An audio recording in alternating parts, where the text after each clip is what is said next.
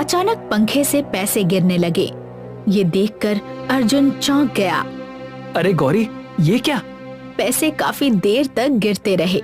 कुछ देर बाद जब पैसे गिरने बंद हुए तो अर्जुन और गौरी ने पैसों की गिनती शुरू की। वो पूरे 5 लाख रुपए थे।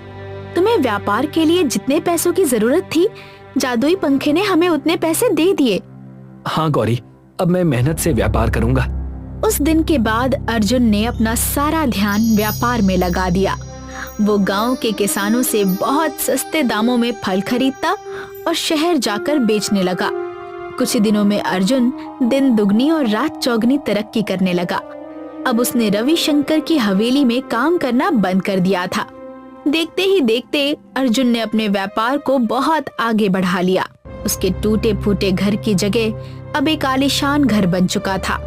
गांव के लोग अब अर्जुन को सम्मान की नजर से देखने लगे। अर्जुन धीरे धीरे अपने आसपास के गरीब लोगों की दिल खोलकर मदद करने लगा।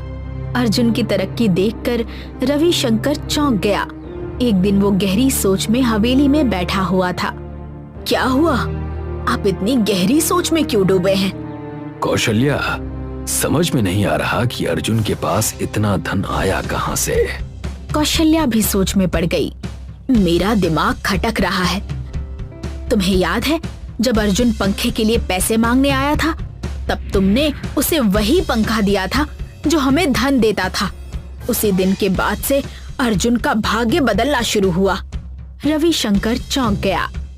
बात तो तुम सही कह रही हो, लेकिन उस पंखे ने तो जादू करना बंद कर दिया था ना। फिर अर्जुन इतना धनवान कैसे बन गया?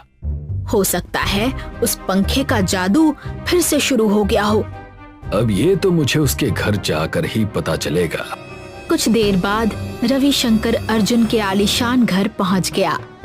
इत्तेफाक से जैसे ही वो वहां पहुंचा,